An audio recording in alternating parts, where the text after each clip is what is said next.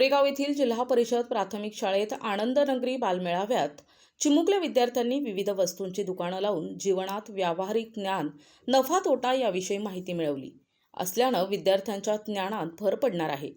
गावकरी पालकांनी विविध वस्तू खरेदी करण्यासाठी गर्दी केली होती।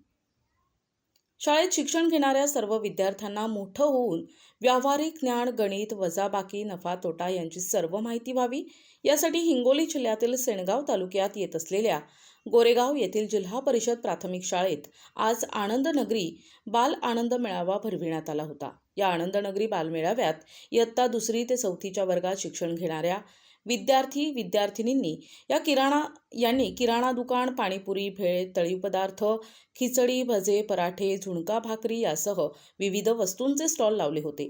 याशिवाय शाळेतील मुख्याध्यापक, शिक्षक, शालेय व्यवस्थापन समिती यांच्या वतीनं योग्य नियोजन करण्यात आलं होतं। गोरेगाव येथील जिल्हा परिषद प्राथमिक शाळेत आनंदनगरी बालमेळावा यामुळे संपूर्ण शाळा परिसर गजबजून गेला होता। लहान चिमुकल्यांनी विविध वस्तूंची दुकानं, स्टॉल लावली होती। यासाठी गावातील महिला, पालक तसेच सर्वसामान्य नागरिकांनी शाळेत हजेरी लावून विविध वस्तूंची खूप खरेदी केली होती। यामुळे लहान चिमुकल्यांना आनंदनगरी बालमेळाव्यात वस्तूंची खरेदी आणि यातून मिळणारं उत्पन्न याविषयी व्यावसायिक ज्ञान मिळालं आणि मोठे होऊन व्यवहार कसा करावा यासाठी मार्गदर्शन मिळाले होते। यामुळे शाळेतील विद्यार्थ्यांचा आनंद द्विगुणित झाला होता। हा मेळावा यशस्वी करण्यासाठी शाळेचे मुख्याध्यापक, शिक्षक, शालेय व्यवस्थापन समितीनं योग्य नियोजन करून मुलांना व्यावहारिक ज्ञानात नक्कीच भर पडणार आहे। आज आमच्या शाळेत चिमणी बघावत होतं। सगळ्या मुलांनी वेगळे सामान आणले होते। तर मी पॉपकॉर्न आणले, तर मला 100 रुपये घाटा आणि 100 रुपये आला आणि उरले मला 100 रुपये। आणि सगळ्या मुलांनी वेगळ्या प्रकारचे दुकानं लावले। तर आम्हाला पुऱ्या जीवनात व्यवहार कसा करायचा ते कळलं, म्हणून आमच्या सरांनी आज आमच्या शाळेमध्ये चिमणी व्यवहार घेतला। आनंद गंगनाथ माविना आज आमच्या गोरेगाव जिल्हा परिषद शाळेमध्ये विद्यार्थी बौद्धिक विकास व्हावा या उद्देशाने आम्ही बाल मेळाव्याचे आयोजन केले। यामध्ये भरभरून पालक लोकांनी प्रतिसाद दिला। शिक्षक, आमचे सर्व समितीचे अध्यक्ष, उपाध्यक्ष सगळ्यांनी सहकार्य केले। याला प्रमाणे याही वर्षी बालानंद मेळाव्याचं हे करण्यात आलं आणि त्याच्यामध्ये विद्यार्थ्यांनी अनेक दुकानं थाटली। कोणाला फायदा होतो तर कोणाला तोटा होतो। ह्या व्यावहारिक दृष्टिकोनासोबत, शैक्षणिक दृष्टिकोनासोबतच व्यावहारिक दृष्टिकोन शिकवायला मिळाला। तर एकंदरीत किती वर्गातील विद्यार्थी समावेश? तर एकंदरीत सर्वच विद्यार्थी सहभागी झाले। फक्त पहिली वर्ग सोडून, पहिल्या वर्गाला लहान आहेत म्हणून आम्ही सोडून दिलं। केंद्रीय प्राथमिक शाळा गोरेगाव येथे आनंद मेळावा घेण्यात आला।